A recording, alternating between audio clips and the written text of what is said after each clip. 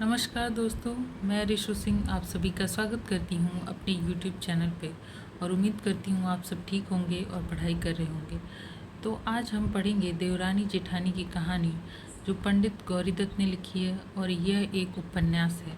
तो हम कहानियों को ख़त्म कर चुके हैं, अभी हम उपन्यासों को पढ़ेंगे।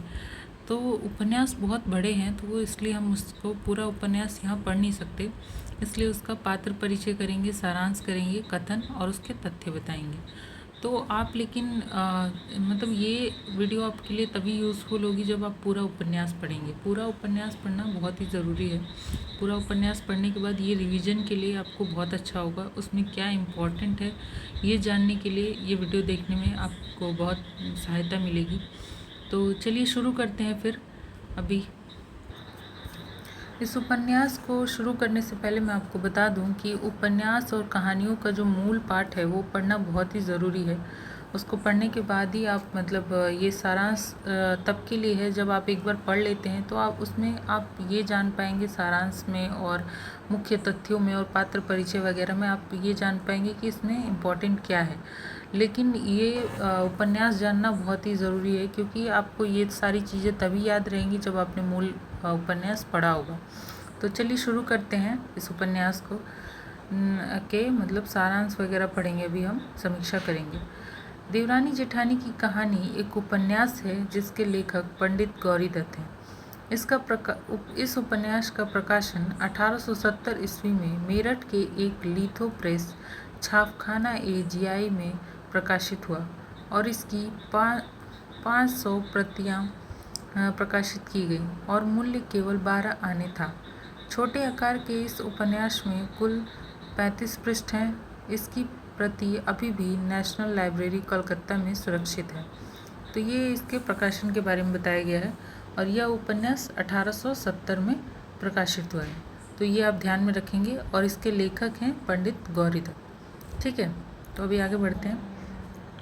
पंडित गौरीदत्त का जन्म पंजाब के लुधियाना में सन 1836 में हुआ एवं निधन 1906 ईस्वी में हुआ था। पंडित गौरीदत्त शुक्ल ने मेरठ में नागरी पिचाणी सभा की स्थापना किया था और नागरी लिपि परिषद ने उनके सम्मान में गौरीदत्त नागरी सेवा सम्मान की शुरुआत की। दत्त जी देवनागरी लिपि के प्रचारक रहे। इन्होंने साहित्य जगत में उल्लेखनीय कार्य किए एवं 1892 ईस्वी में देवनागरी प्रचारक नामक पत्र का संपादन एवं प्रकाशन किया। गौरीदत्त जी का चर्चित उपन्यास देवरानी जेठानी की कहानी एक सामाजिक उपन्यास है। तो ये भी पूछ सकते हैं ये किस तरह का उपन्यास है। तो यह एक सामाजिक उपन्यास है। जहाँ पे मैं बोलती हूँ आप अंडरलाइन करते चलेंगे। इस उपन्यास को सरकार द्वारा प्रोत्साहन भी दिया गया। संयुक्त प्रांत के अंग्रेज जन शिक्षा निदेशक एवं कैम्सन की आज्ञा से इसका प्रकाशन हुआ और सरकार ने न केवल इसकी 200 प्रतियां खरीद ली वरन लेखक को 100 रुपये का पुरस्कार भी दिया।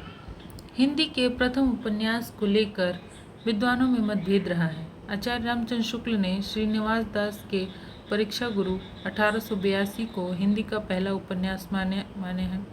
वहीं विजय शंकर मल्ल ने श्रद्धाराम फिल्लौरी के भाग्यवती और गोपाल राय ने पंडित गौरीदत्त के देवरानी जेठानी की कहानी को हिंदी का प्रथम उपन्यास माना है।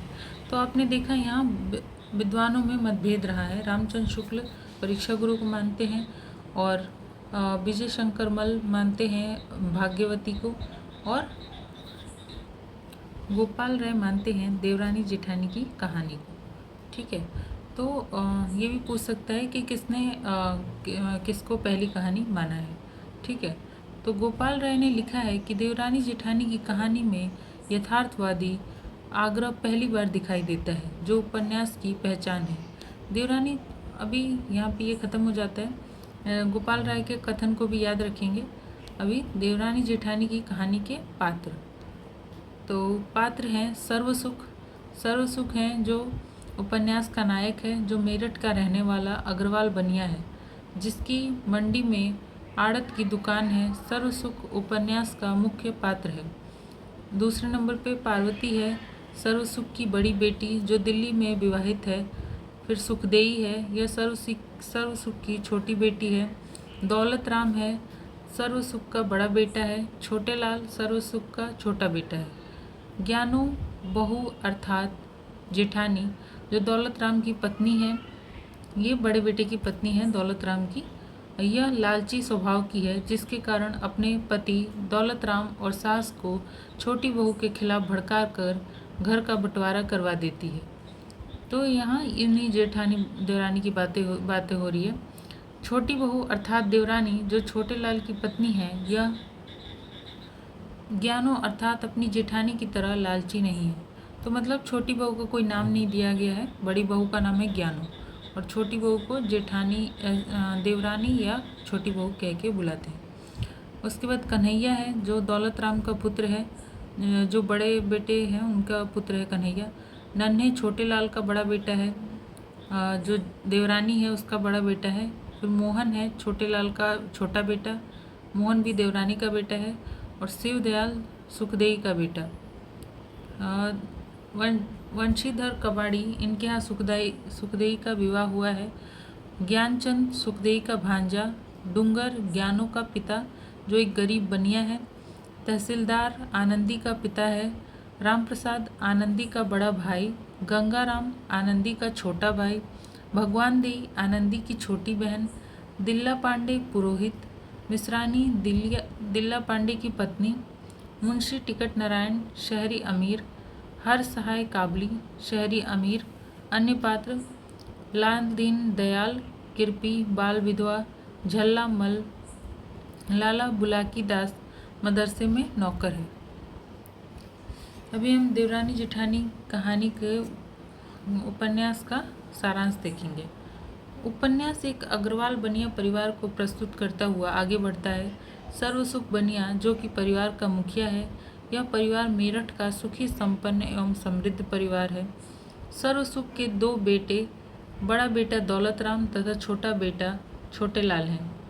इसके माता पिता की मृत्यु हैजे की वजह से हो गई थी, इसलिए इनका लालन पालन चाचा ने किया।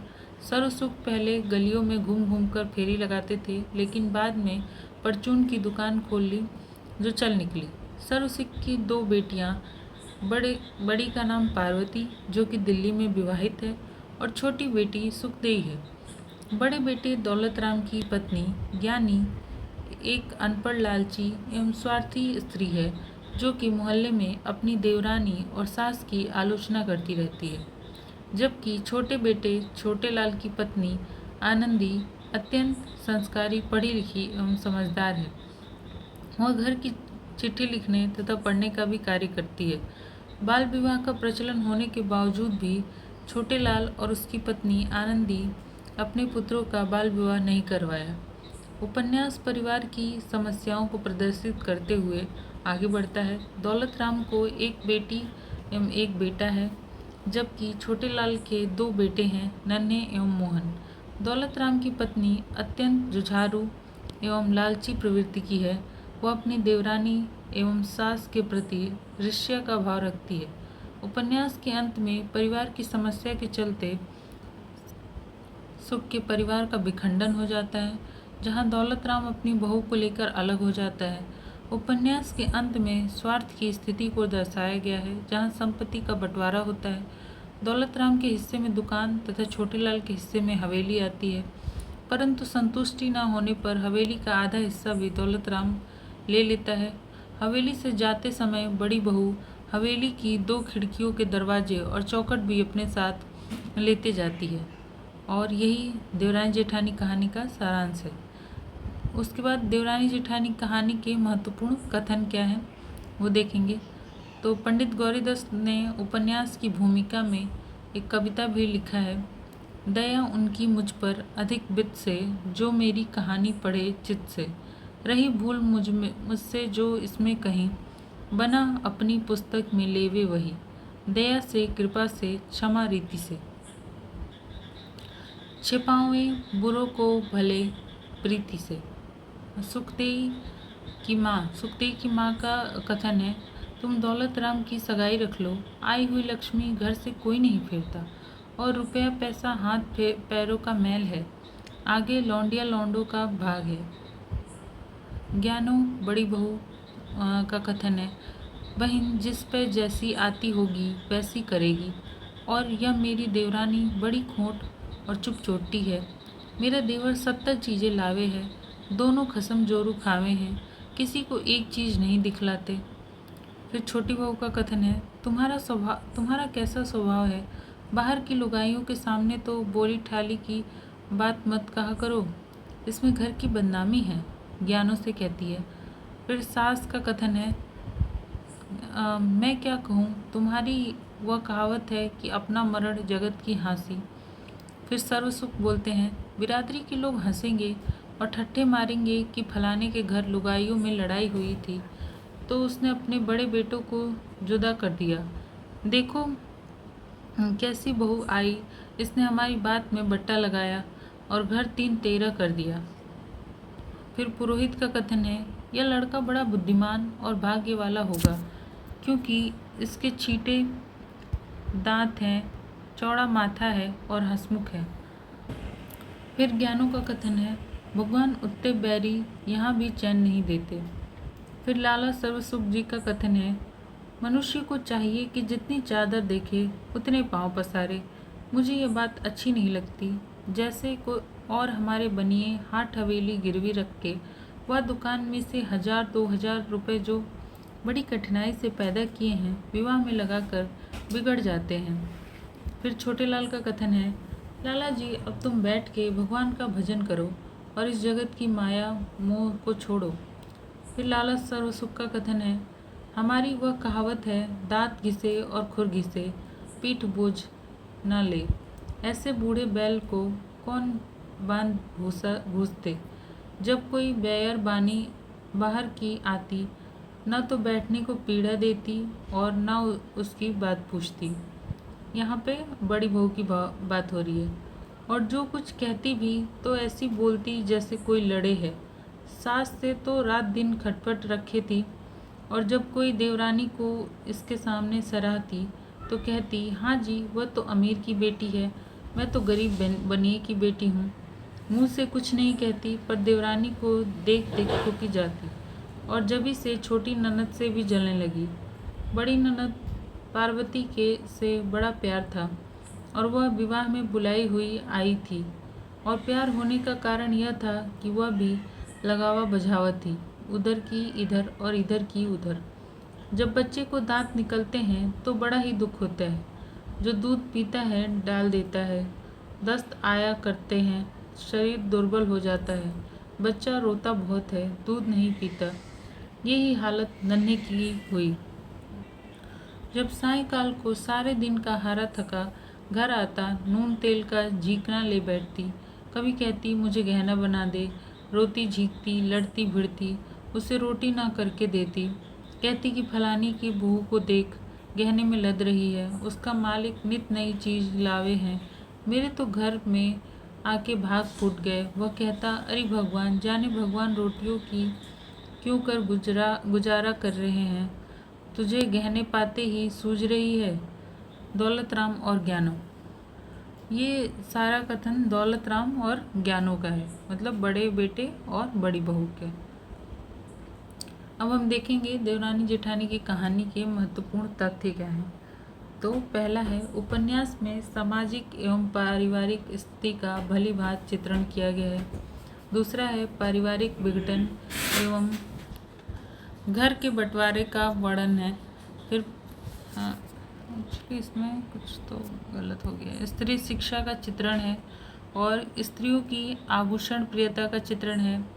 बाल एवं अनमोल विवाह का चित्रण है। फिर विधवाओं की दशा का चित्रण किया गया है, परंतु विधवा विवाह का समर्थन वह दबी जबान से ही करता है। उसके बाद विवाह में फिजूल खर्ची का चित्रण है और वृद्ध की समस्या, बहुओं की समस्या का चित्रण है। तो इस उपन्यास का सारांश और पात्र परिचय सब यहीं ख़त्म होता है। और आपको ये वीडियो कैसी लगी प्लीज़ कमेंट करके बताइए, और अच्छी लगी तो लाइक, सब्सक्राइब और शेयर कीजिए। Thank you.